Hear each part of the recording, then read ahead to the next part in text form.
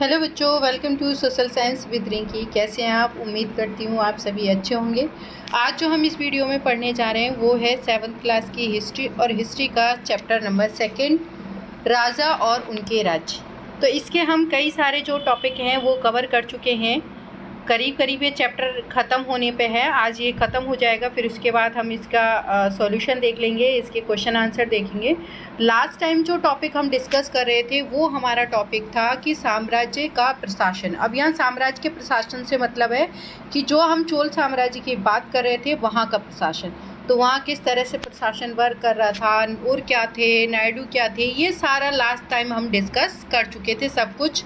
जो कोई भी मेरा ये वीडियो पहली बार देख रहा है वो पहले इससे पहले वाले वीडियो देखे और उसके बाद ये वीडियो देखे, ताकि आपको अच्छे से चैप्टर समझ में आ जाए, टॉपिक समझ में आ जाए। लास्ट टाइम हम डिस्कस कर चुके थे, भूमि के टाइप्स देख चुके थे कि किस किस प्रकार की भूमि को क्या क्या कहा जा रहा था। ये सब कुछ हम लास्ट टाइम डिस्कस कर चुके थे। अब जो हमारा नेक्स्ट टॉपिक है, वो जो हमारा टॉपिक है नेक्स्ट वो है अभिलेख और लिखित सामग्री। देखो, ये एक तरह से मैं आपको बहुत बार कहती हूँ कि जो बॉक्सेस के अंदर इंफॉर्मेशन होती है बहुत ही हेल्पफुल होती है, ये वही है। वैसे तो हम टॉपिक सारा कुछ कवर कर चुके हैं, ये चैप्टर ख़त्म ही है, लेकिन ये एक इसका जो बॉक्स में इंफॉर्मेशन दे रखी है वो आपका ये टॉपिक है। तो ये टॉपिक ज़्यादा लेंदी नहीं है, फिर इसके बाद हम क्वेश्चन आंसर डिस्कस करेंगे नेक्स्ट वीडियो में। तो वापस से आते हैं हमारे टॉपिक पे। तो हमारा टॉपिक जो है वो है अभिलेख और लिखित सामग्री की। जो हमें अभिलेख मिले हैं या लिखित सामग्री मिली है उनसे हमें क्या जानकारी हासिल होती है, क्या क्या इन्फॉर्मेशन मिलती है, किन चीज़ों का यहाँ पर वर्णन किया गया है, ये सारी चीज़ें हम देखेंगे। तो यहाँ ज़्यादातर जो इन्फॉर्मेशन है वो सभा के बारे में दी गई कि एक्चुअल में जो सभा थी उसके जो मेंबर बनते थे, सदस्य बनते थे, उसके लिए क्या क्राइटेरिया होना ज़रूरी था, मतलब क्या योग्यता होनी ज़रूरी थी। तो वही सारा कुछ हम डिस्कस करेंगे। तो वापस से टॉपिक पे आते हैं। उत्तरामेरूर अभिलेख के अनुसार सभा की सदस्यता की, जो उत्तरामेरूर एक अभिलेख है, अभिलेख का नाम है, एक उत्तरामेरूर जगह होगी, वहाँ से अभिलेख मिला होगा।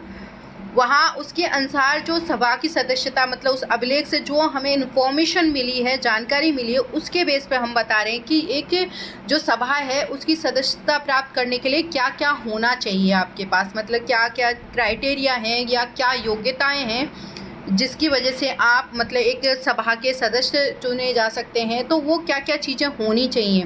तो सभा की सदस्यता के लिए इच्छुक लोगों को ऐसे भूमि का स्वामी होना चाहिए जहां से भू राजस्व वसूला जाता हो। कि जो कोई भी मेंबर है वो सभा की सदस्यता लेना चाहता है या उसका इच्छुक है, तो ऐसे लोगों को मतलब ऐसे भूमि का स्वामी होना चाहिए या उनके पास ऐसी ज़मीन होनी चाहिए जहां वो टैक्स पे करते हो या भू राजस्व वसूला जाता हो। ऐसी जगह पे ऐसी भूमि के वो क्या होने चाहिए, मालिक होने चाहिए। स्वामी मतलब मालिक होने चाहिए। तो पहला क्राइटेरिया तो ये है कि अगर आप सभा की जो सदस्यता है वो लेना चाहते हैं तो मतलब आपके पास ऐसी ज़मीन होनी चाहिए, उसके आप मालिक होने चाहिए जहां आप टैक्स पे करते हों। अगला जो हमारा क्राइटेरिया है वो है उनके पास अपना घर होना चाहिए। कि जो कोई भी मतलब सदस्यता लेना चाहता है सभा की, उसके पास खुद का अपना घर होना चाहिए। ऐसा नहीं कि किराए के घर पे रह रहे हैं और बस वो कह दिया कि हाँ जी हम सदस्य बनना चाहेंगे, तो वो नहीं बन सकते थे, उनका खुद का अपना घर होना चाहिए। उसके बाद अगली जो योग्यता है वो है उनकी उम्र कम से कम जो है 35 से 70 के बीच होनी चाहिए। मतलब उनका एज क्राइटेरिया 35 से 70 के बीच होनी चाहिए, तब जाके वो क्या है एक सभा की सदस्य बन सकते हैं। अगला योग्यता है कि उन्हें वेदों का ज्ञान होना चाहिए। मतलब ऐसा नहीं है कि जैसे आज के टाइम में बस नेता बन गए, बस अनपढ़ पढ़ा लिखा ना हो, कोई फर्क नहीं पड़ता, कोई क्राइटेरिया। पहले मतलब ऐसे लोगों को सभा की सदस्यता के योग्य माना जाता था जो मतलब जिन्हें वेदों का ज्ञान हो, नॉलेज हो, जो पढ़े लिखे हों। मतलब जिन्हें, अब वेदों का ज्ञान किनको होगा, जो पढ़े लिखे होंगे उन्हीं को होगा वेदों का ज्ञान, वैसे ही हर अनपढ़ इंसान को तो हो नहीं सकता। उन्होंने प्रशासनिक मामलों की अच्छी जानकारी होनी चाहिए, ईमानदार होने चाहिए। मतलब उन्हें कि शासन कैसे चलाया जाता है, ऐसे मामलों की, प्रशासनिक मामलों की उन्हें जानकारी होनी चाहिए। और दूसरा उन्हें ईमानदार होना चाहिए। मतलब ईमानदार क्यों, कि भाई सही है कि कहीं बेईमानी करके भाग के चला जाए कहीं, तो ईमानदार भी होना चाहिए उसके साथ साथ उनको। इन सारी चीज़ों की नॉलेज तो होनी चाहिए और साथ के साथ उसको ईमानदार भी होना चाहिए। यदि कोई पिछले 3 सालों में किसी समिति का सदस्य रहा है तो वह किसी और समिति का सदस्य नहीं बन सकता।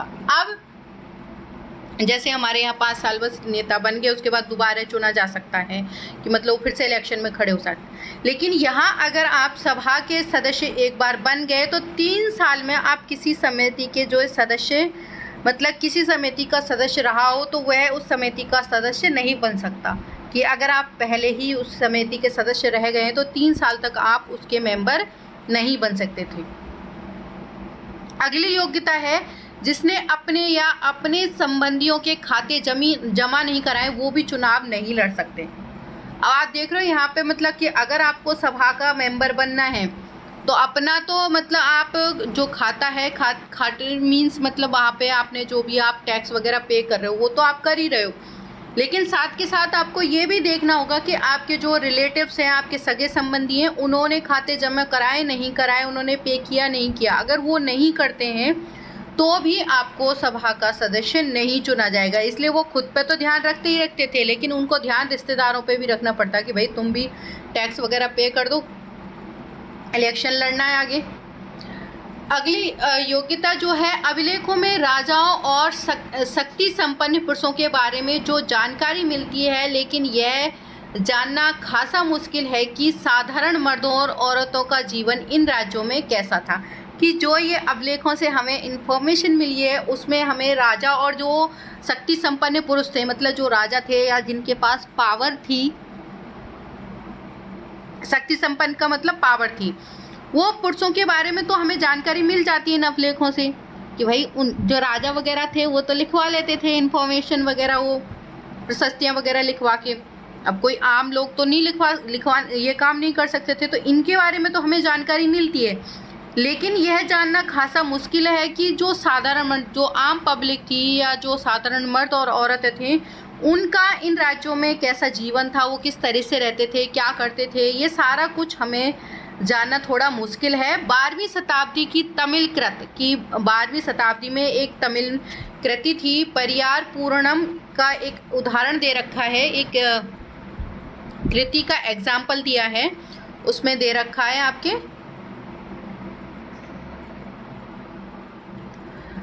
तो ये एग्जाम्पल है, इसको देख लेते हैं। अडनूर की सरहदों पर फूस की पुरानी छाजनों वाली छोटी छोटी झोपड़ियों से अटा पड़ा पुलाया होता है, जो एक ऐसा समूह जिसे ब्राह्मण और बेलल्ला प्रतिष्ठा समाज से बाहर माना जाता था। कि ये सोसाइटी के जो लोग थे ना, ब्राह्मण और बेलल्ला, इनको हम पहले ही पढ़ चुके हैं, तो इस वाले समूह से इनको क्या है बाहर माना जाता था। किन की बात हो रही है यहाँ? पुलाया की।